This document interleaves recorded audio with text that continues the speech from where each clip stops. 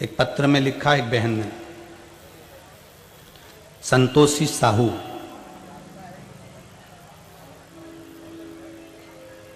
ग्राम घड़ोली से, जिला बेमतरा, छत्तीसगढ़ से। कहीं हैं तो हाथ हिलाइए, कहीं बैठे हो आप ही हैं माता जी?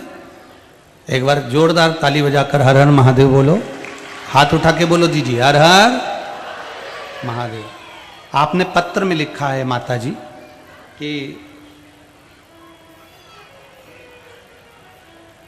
गुरुदेव श्री शिवाय नमस्तुभ्यम, मेरे भाई की बहू गर्भ से थी।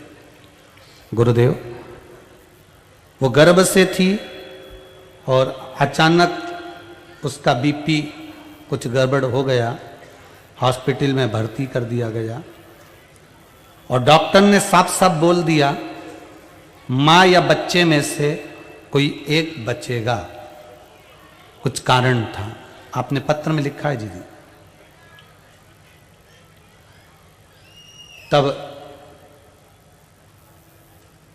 एक बचेगा, सभी ने उम्मीद छोड़ दी। गुरुदेव, मेरी मौसी ने मुझे फोन कर कर बोला कि आस्था चैनल पर शिव महापुराण की कथा आ रही है, उसको सुनो और हो सके तो बाबा का नाम लेकर बाबा पर विश्वास रखो, बाबा चाहेगा तो अच्छा होगा। पत्र में लिखा है संतोषी जी साहू जी ने कि बाबा का गुड़ वाला प्रयोग तुमरुका जी के नाम का जब करा तो गुरुदेव जच्चा और बच्चा दोनों स्वस्थ हैं, कोई तकलीफ नहीं है। तो पत्र में लिखा है। विश्वास की दृढ़ता में आपका जो भरोसा है, आपका जो विश्वास है, आपके भरोसा, आपकी विश्वास, आपकी दृढ़ता जो है, उस दृढ़ता में सुख का अनुभव होना चाहिए।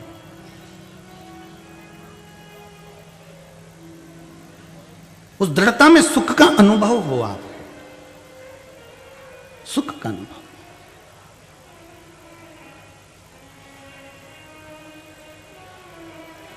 हनुमान जी उठ के बैठ गए कि आप ऋषि पुरुष मृगा को लेने जा रहे हो। ऋषि पुरुष मृगा को, आपको मालूम है वो वन में मिलेंगे। अगर एक क्षण पुरुष मृगा आपको मिल गए तो दूसरे क्षण कहां गायब हो जाएंगे मालूम ही नहीं पड़ेगा। दूसरे क्षण नहीं मिल सकते आपको। आप पुरुष मृगा से अगर एक बार मिल लिया तो फिर दूसरी बार मिलने के लिए आपको बहुत इंतजार करना पड़ेगा, फिर तो बहुत कठिन है मिलना, बहुत कठिन। मालूम है आप? रमता जोगी बहता पानी एक जगह पे कभी नहीं टिकता, चलता रहता है। आज 6 दिन कथा के हो जाएंगे, कल 7वां दिन हो जाएगा, कथा यहाँ विराम हो जाएगी। गिरिराज जी की परिक्रमा थी वो कैंसिल कर दी गई है 5 जनवरी वाली, क्योंकि ये कोरोना महामारी का क्रम वापिस तीसरी लहर का चल रहा है। भारत की भूमि पर फिर कोरोना पांव पसारते जा रहा है, इसलिए गिरिराज जी की परिक्रमा कैंसिल कर दी। फिर कथा 10 तारीख से चालू हो जाएगी। मानसरोवर शिव महापुराण की कथा आस्था चैनल पर 1 बजे से 4 बजे तक आएगी। ऑनलाइन रहेगी 1 बजे से 4 बजे तक आस्था चैनल पर। शंकर जी के मंदिर के पास में जो कुएं होते हैं, बावड़ी होती है, तालाब होता है, सरोवर होता है, नदी होती है, कुंड होता है, उस सरोवर का क्या महत्व है, उसके जल का क्या महत्व है, कौन कौन सी रोग, कौन कौन सी बीमारियां उस जल से समाप्त हो जाती हैं, उन सरोवरों का वर्णन अपन को उस कथा में मिलेगा। शायद वो कथा आपके जीवन की सबसे आनंदमय कथा का रसास्वादन करा जाए, आपको वो सुख देगा। बस एक निवेदन है, अपने अपने घर में रहकर सुनना, आस्था चैनल के माध्यम से, फेसबुक यूट्यूब के माध्यम से श्रवण करना। कहीं हम तो आपसे ये भी कहेंगे कि आप कहीं कुबेरेश्वर धाम पर भी अभी मत आना, क्योंकि ये कोरोना महामारी के अंतर्गत अपने घर का आनंद लो, आप वहां से सुनो। आप वहां से श्रवण करो, भक्ति के पथ पर चलिए, स्मरण करिए। ये शिव महापुराण की कथा नहीं है, शंकर की यह आनंदमय कथा मेरे भारतवासियों को, मेरे विश्ववासियों को भगवान के पथ तक लेकर जाना और भगवान की अविरल भक्ति प्रदान करने वाली ये कथा है। हिंदू धर्म को जागृत करने वाली ये कथा है, इसको साधारण ना समझें। पुरुष मृगा हाथ में नहीं आ सकते। क्यों? हाथ में आना मुश्किल है, और अगर हाथ में आ गए तो वो आपसे एक शर्त रखेंगे, उस शर्त में अगर आप हार गए तो पुरुष मृगा वो विद्या जानते हैं, क्योंकि शंकर के गण हैं, वो शिव के ऋषि हैं, उनमें वो बल है कि अगर मुख खोल लिया उनने तो आपको पूरा निगल जाएंगे। भीम ने कहा ऐसा ऋषि है? बिल्कुल, शंकर के गण है, शंकर के भगत हैं, शिव के भगत, उनके मुख से निकली हुई वाणी शुद्ध, और वो अगर श्राप दे दे तो श्राप, क्या करा जाए? हनुमान जी कहने लगे रुको, मैं अपने शरीर के 3 बाल तुमको तोड़ कर देता हूं। हनुमान जी ने अपने शरीर के 3 बाल तोड़े और भीम को दे दिए। भीम हंसने लगा, ये 3 बाल का करूंगा क्या? हनुमान जी महाराज ने कहा जब पुरुष मृगा ऋषि मिलेंगे तुम्हारे सामने, वो शर्त रखेंगे, उस शर्त को तुम स्वीकार करोगे। स्वीकार करते समय अगर उनने शर्त रख दी, हनुमान थे शंकर का अवतार, अगर उनने शर्त रख दी कि कौन पहले दौड़ता है और दौड़ में वो आगे निकल कर तुम पीछे रह गए तो तुम्हें वो खा जाएंगे, तो क्या करोगे तुम? मैं 3 बाल तुमको दे रहा हूं। वो शंकर के उपासक हैं पुरुष मृगा, एक एक बाल थोड़ी थोड़ी दूर पर तुम फेंक देना। जैसे ही बाल फेंकोगे उससे 1000 शिवलिंग का निर्माण हो जाएगा। 1000 शिवलिंग का निर्माण होगा तो पुरुष मृगा, उनका नियम है कि रास्ते में जितने शंकर के मंदिर पड़ते हैं, शंकर के ओटले पड़ते हैं, शंकर के मंदिर पड़ते हैं, प्रत्येक मंदिर में बैठकर वो पूजन करते हैं, शीश नवाते हैं, उसके बाद आगे बढ़ते हैं। इतनी देर में तुम दौड़ में जीत जाओगे। जहां तुमको जरूरत पड़े ना बाल फेंक देना। 3 बाल दिए मतलब 3000 शिवलिंग का निर्माण। ले जाओ। भीम ढूंढते ढूंढते पुरुष मृगा को पहुंचे। हनुमान जी से पूछा मिलेंगे कहां ये तो बताओ। हनुमान जी कहने लगे मुझे ही नहीं मालूम। तो भीम ने कहा तुम जब सीता जी का पता लगा सकते हो तो पुरुष मृगा का नहीं लगा सकते। हनुमान जी बोले सीता का पता लगाना सरल है, पर ऋषि ब्राह्मण संत जन गुरुजन के हृदय का पता लगाना कठिन है। इनको पता लगाना हनुमान करे बड़ा कठिन है साहब, कोई सहज है क्या? फिर भी आप बता दो कहां मिल सकते हैं। तो कहा पुरुष मृगा मिलेंगे तो कहीं शंकर के मंदिर में मिलेंगे। अब हनुमान जी ने कह दिया, भीम जी ने सोच लिया अब कहीं नहीं जाना, केवल शंकर के मंदिर जाना है। शंकर के मंदिर घूमते फिरे, जहां जहां शिव का मंदिर था वहां वहां जाते। भीम ने जहां जहां शिव मंदिर में जाते, भीम भी भगवान की भक्ति में खो जाते। ढूंढते ढूंढते ढूंढते ढूंढते पुरुष मृगा मिल गए। भीम को लगा कि बताओ बड़ा गजब का ऋषि है, शरीर कमर तक तो मनुष्य का, पांव देखो तो हिरण का, दुबरा पतरा हिरण का पांव। तो पुरुष मृगा से कहा आप हमारे साथ राजस्व यज्ञ में चलिए। पुरुष मृगा ने कहा चलने को तो चल चलेंगे, पर शर्त है हमारी एक। क्या शर्त? हस्तिनापुर मैं भी चलूंगा और तुम भी चलोगे। अगर तुम मेरे से पहले पहुंच गए तो तुम बच गए, और अगर मैं तुमसे पहले पहुंच गया तो तुम 5 भाई में से एक निपट गए। समझ लो पहले। अब भीम ने सोचा, भैया ने कहा था युधिष्ठिर भैया ने कि इसी ऋषि को लेके आना है, इसी को लाना है। अब लोगों के मन में भी आए कि और किसी को पकड़ लाते, पर पकड़ना इसी को था, ऋषि है ये। ठीक है, मंजूर है। भीम सुन ले, अगर मैं पहले पहुंच गया और तू हस्तिनापुर के बाहर रह गया तो मैं तुझे खा जाऊंगा, समझ लेना तू। मंजूर है, चलो मंजूर। दौड़ पड़े दोनों। भीम की स्पीड से ज्यादा तेज स्पीड थी ऋषि पुरुष मृगा की। जो भागे इतने में तो भीम को लग गया ये हस्तिनापुर पहले पहुंच जाएगा। हनुमान जी का वो बाल निकाला, जो पटका 1000 शिवलिंग। पुरुष मृगा ने देखा भोलेनाथ आप, तुरंत रुक गए, तुरंत। और पुरुष मृगा रुके, एक एक शिवलिंग पर जल चढ़ाना, बेलपत्र चढ़ाना, पूजन करना, फिर आगे बढ़ना, फिर आगे बढ़ना, फिर आगे बढ़ना। और भीम भागते जाए, भागते जाए, भागते जाए। और ये 1000 शिवलिंग की पूजन 2 मिनट में करके बोध जाए। इतने में भीम ने देखा ये तो फिर आ गया। भीम ने दूसरा बाल निकाला, फिर फेंका 1000 शिवलिंग। फिर 1000 शिवलिंग का निर्माण फिर कर दिया। फिर भागे।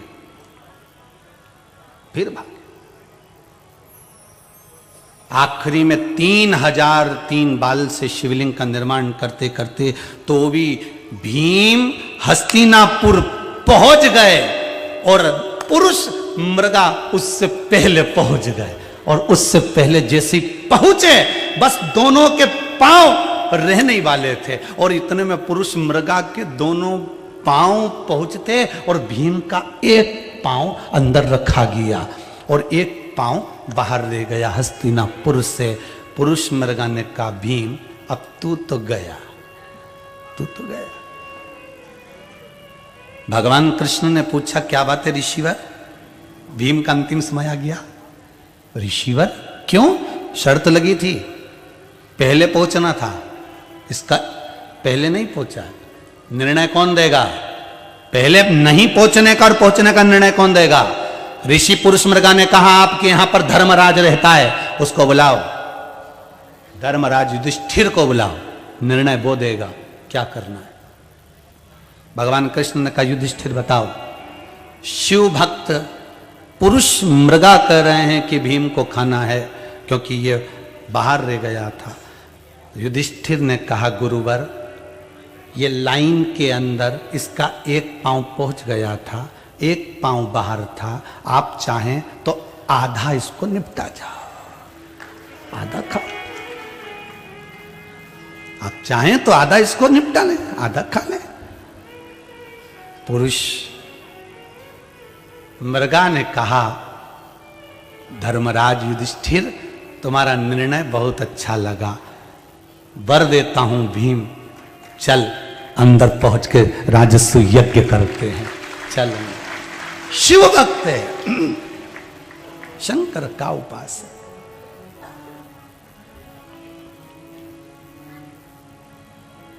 शिव भक्ति में कुछ रहता नहीं है। शंकर की उपासना, शंकर की भक्ति, शंकर की दृढ़ता सुख देती है, यहां रहता कुछ नहीं।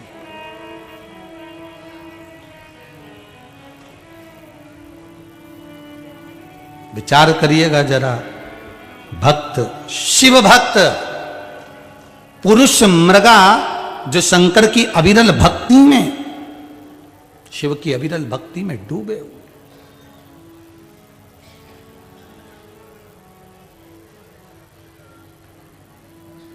शिव की अविरल भक्ति में डूबे।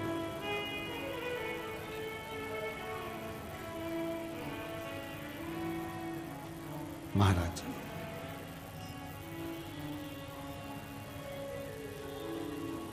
एक बात अपनी जिंदगी में उतार कर रखिएगा। परसों की कथा में कहा था, रास्ते में चलते चलते कहीं शिव मंदिर मिल जाए, शीश नवा लेना ही बहुत है। मंदिर के सामने शीश भी नहीं नवाया तो शिखर का दर्शन कर लेना ही बहुत है। शिखर दर्शनम सर्व पाप नाशनम। शिखर भी देखकर नहीं गए और उसके मंदिर के सामने से ही निकल गए तो शंभू ने हमको देख लिया, उतने में भी हमारा कल्याण हो जाएगा। बहुत है, उतना भी हमारे लिए बहुत बहुत। राजसु यज्ञ, पुरुष मृगा बैठे और यज्ञ प्रारंभ हुआ। विद्वान विद्वान ब्राह्मण ऋषिवर गुरुवर यज्ञ करने लगे। शंकर के भगत पुरुष मृगा वहां बैठकर देखते रहे।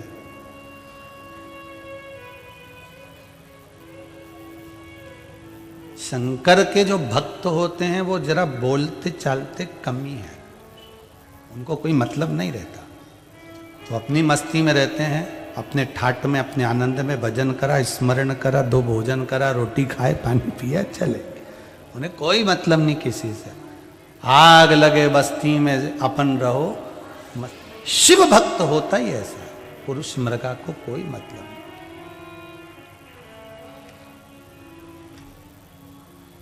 वो कहते हैं ना, जैसे उज्जैन में 3-4 लोग बैठकर चिलम लगा रहे थे, तो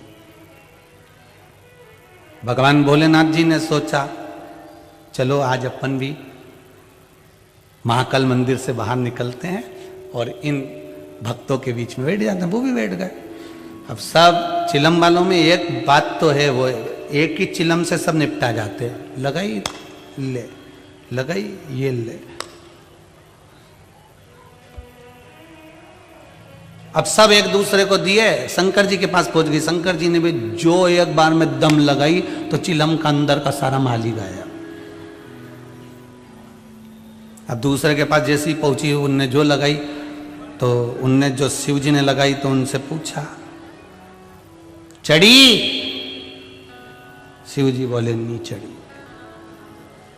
फिर घूमते घूमते घूमते घूमते फिर शंकर जी के पास आए। शंकर जी ने जो दम लगाई तो फिर पूरी चिलम खा ली। पड़ोसी ने फिर पूछा चढ़ी? शिव जी बोले नहीं चढ़ी। 4-5 बार राउंड घूमा, शंकर जी के पास पहुंचा। फिर 5वीं बार किसी ने पूछा चढ़ी? शंकर जी बोले हम शंकर हैं, हमें नहीं चढ़ सकती। इतने में चारों बोले अब चढ़ी, अब चढ़ी है।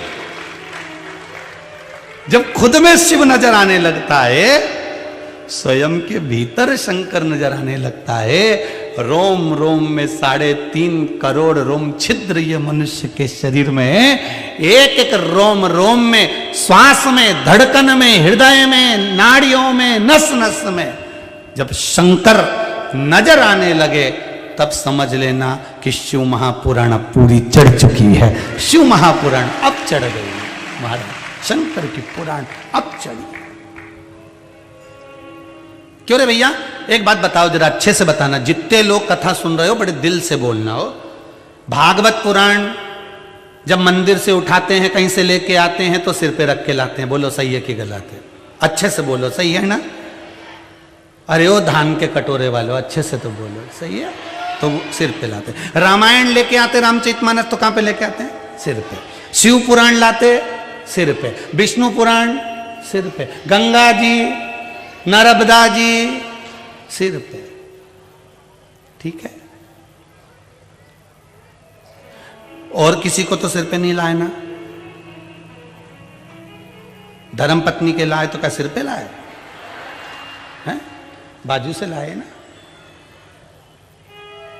छोरा छोरी के लाए तो गोदी में लाए, सिर पे लाए क्या? नहीं। पुराणों को सिर पे लेकर आते हैं। कारण क्या है पुराणों को सिर पे लाने का? कि पुराण सिर पे, गीता जी, रामायण जी, भागवत जी, शिव पुराण सब सिर पे, गंगा जी सिर पे ने, कलश सिर पे। तो सिर पे क्यों? कारण क्या है? उसका एक कारण है कि जिस पुराण को सिर पे रखकर लेकर जा रहे हो, तुम्हारे भेजे में इसको अच्छे से चढ़ा लेना तो भागवत, रामायण, गीता सुनने का आनंद प्राप्त हो जाएगा। इसको चढ़ाओ।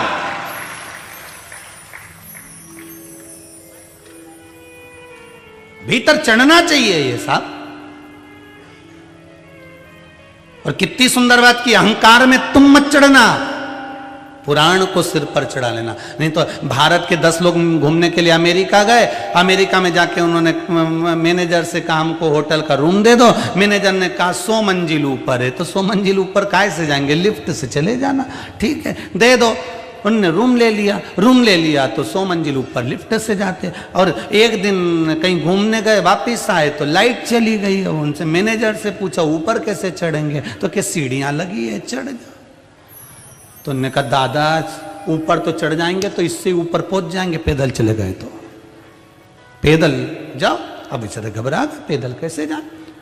अब उसमें एक व्यक्ति बड़ा चतुर था, उन्होंने कहा अपन एक काम करो, अपन अपनी दुख भरी बात कहना चालू करो, अब भी पहुंच जाएंगे। एक ने अपनी दुख भरी बात की, 10 मंजिल ऊपर पहुंच गए। दूसरे ने कही 20 मंजिल ऊपर पहुंच गए। तीसरे ने कही 30 मंजिल ऊपर पहुंच गए। चौथे ने कही 40 मंजिल ऊपर पहुंच गए। 90 ने कही 90 मंजिल ऊपर पहुंच गए। 10वें व्यक्ति का नंबर आया, अब तू अपनी दुख भरी कथा के। उसने कहा मैं अपनी दुख भरी कथा कहूंगा तो तुम सब रो पड़ोगे, इसलिए मैं नहीं कह सकता, चलते जाओ। 99 मंजिल ऊपर पहुंच गए। 10वें व्यक्ति से कहा तू अपनी दुख भरी कथा तो के।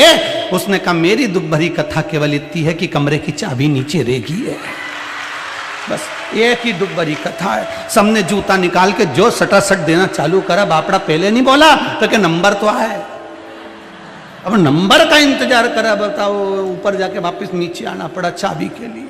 तो इतना अहंकार में ऊपर मत पहुंच जाना कि भगवान के नाम की चाबी ना मिल पाए और ऊपर से धक्के मारकर नीचे भेज दिया जाए। इसलिए भगवान की भक्ति में, इस स्मरण में डूबो, अलमस्त होकर डूबो। शिव भक्ति अलमस्त हो, भगवान की अविरल भक्ति में डूबने का प्रयास करो। शंभु की भक्ति है। शिव महापुराण के मूल मंत्र से 5 बार आप सब साथ में बोलकर, जहां जहां लोग इस आस्था चैनल से कथा सुन रहे हों, फेसबुक यूट्यूब पर सुन रहे हों, बाबा देवादिदेव महादेव की आज मासिक शिवरात्रि है। आपसे तो हम इतना ही कह सकते हैं कि हमारी अम्मा कहती थी, हमारी माता जी कहती थी बचपन में कि जब नया साल आता है तो कुछ अच्छा मंदिर जाना चाहिए, पूजन करना चाहिए, भगवान की कथा सुनना चाहिए, स्मरण करना चाहिए। क्या होता है इससे? तो कहा इससे पूरा साल भगवान की भक्ति में निकलता है। तो हम तो आपसे इतना कहेंगे कि भजन में लगे। आज मासिक शिवरात्रि है, आप भी चाहते हो कि आपका 2022 अच्छा निकले, तो आप भी शंकर को 1 लोटा पानी चढ़ाते, आप भी शिव महापुराण की कथा सुनते, आप भी भगवान का मंदिर जाते, भजन करते, कीर्तन करते, गौ माता को चारा डाल देते, कहीं गरीब को भोजन करा देते, कहीं ब्राह्मण जन को तिलक कर कर, उनके भाल पर तिलक कर कर कुछ दक्षिणा प्रदान कर देते। कुछ अच्छा करने का प्रयास करिए। श्री शिवाय नमस्तुभ्यं। श्री शिवाय नमस्तुभ्यं। श्री शिवाय नमस्तुभ्यं। श्री शिवाय नमस्तुभ्यं। भगवान शिव का ये मूल मंत्र श्री शिवाय नमस्तुभ्यम, आपकी लौकिक भाषा में इसको लेकर आ जाओ। कभी किसी को हाथ जोड़कर आप बोलकर देखना, कहीं जा रहे हो, आ रहे हो, और प्रणाम करने के भाव में आप हाथ जोड़कर बोलना श्री शिवाय नमस्तुभ्यम। जैसे आप बोलोगे तो उनको लगेगा कि इसने भाव से आदर करा है, सत्कार करा है, भले हमने शंकर का नाम लिया।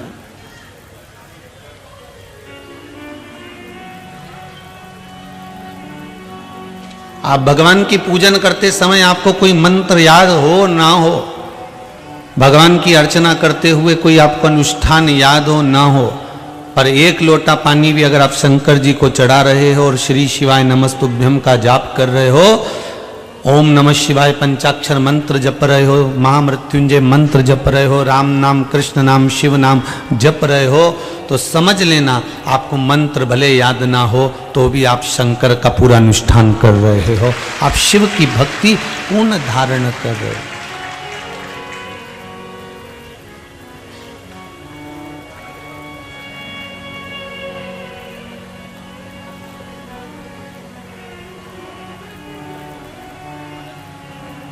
शिव भक्ति में, शंकर की भक्ति में, शिव भक्ति में दिखावे का कोई क्रम नहीं है। आप दिखावे से दूर हो जाओ।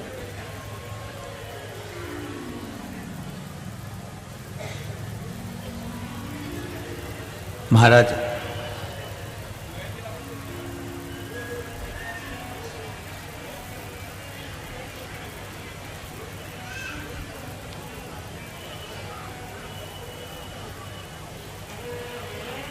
हाथ ठंड में काम नहीं करते और दिमाग घमंड में काम नहीं करता। ये दो चीजें हैं।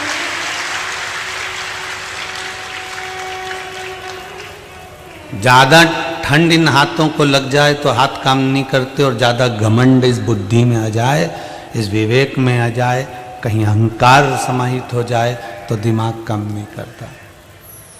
बहुत सावधानी रखना पड़ती है।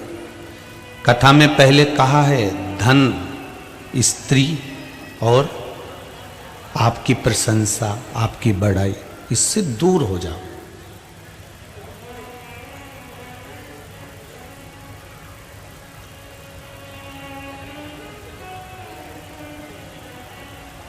थोड़ा धन कमाओ, परंतु उस धन को शरीर तक रखो, तुम्हारी कुर्ते की जेब तक रखो, तुम्हारे पर्स तक, तुम्हारे अलमारी तक रखो, पर उस धन को दिल में मत आने देना।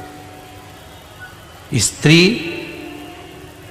जिसके साथ में आपके 7 फेरे हुए हैं, उसको आप दिल में रखो, मना नहीं, हृदय में रखो, मना नहीं, पर स्त्री को आपके दिल में मत आने देना, आपके हृदय में मत आने।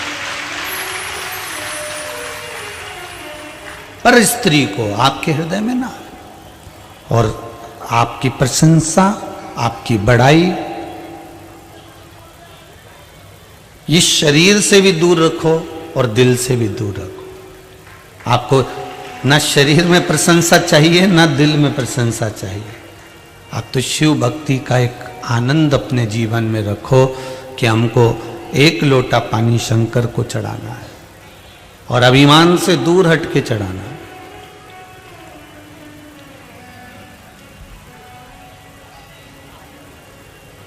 कथा में पहले भी कहा, आज फिर कहते हैं, शंकर के मंदिर में तुम दिया लगाओ ना लगाओ, तुम अगरबत्ती लगाओ ना लगाओ, तुम बेलपत्री चढ़ाओ ना चढ़ाओ, तुम शंकर के मंदिर में जाकर धतूरा चढ़ाओ ना चढ़ाओ, एक काम तो शिव मंदिर में जाकर कर सकते हो कि शंकर जी के मंदिर में झाड़ू लगा सकते हो, पोछा लगा सकते हो, शिव का अच्छे से श्रृंगार कर सकते हो, या इतना भी नहीं कर सकते तो शंकर के मंदिर का शिखर का दर्शन कर सकते हो, या शिव मंदिर का नाम ही उच्चारण कर सकते हो, या शंकर का नाम ही ले सकते हो, तो भी जीवन का कल्याण हो जाता है। कोई जरूरी नहीं कि आप घंटों तक माला लेकर बैठोगे तो भगवान मिलेगा।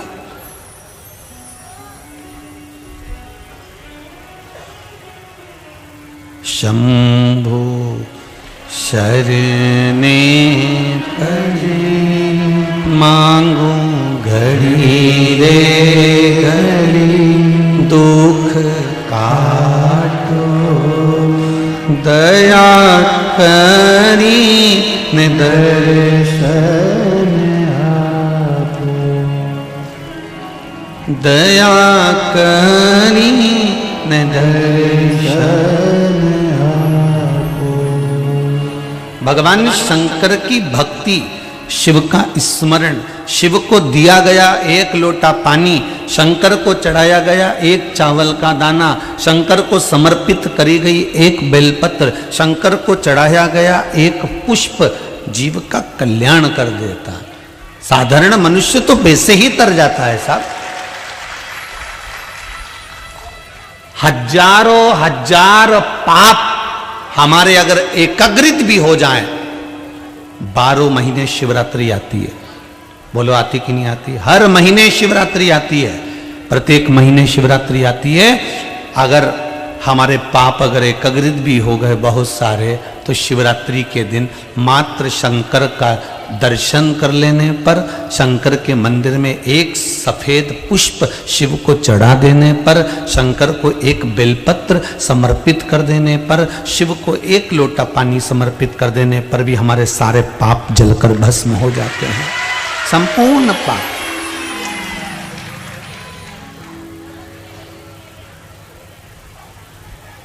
भूलोक का देवता है,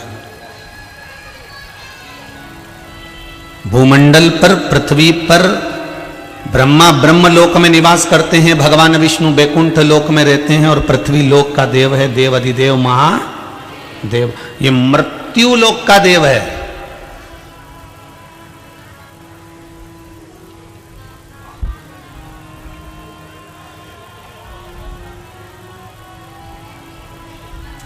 मृत्यु लोक में उसका निवास है।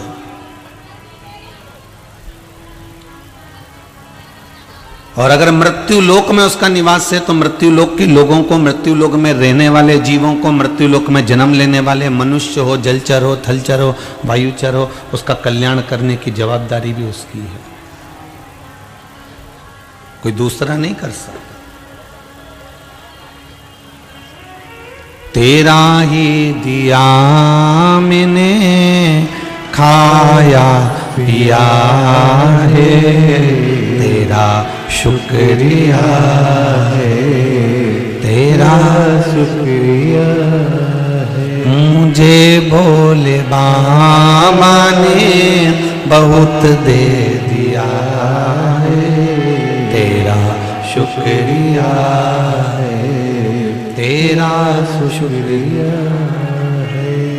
ये जायदाद दी है, औलाद दी है, ये जायदाद दी है, औलाद दी है। मुसीबत में हर वक्त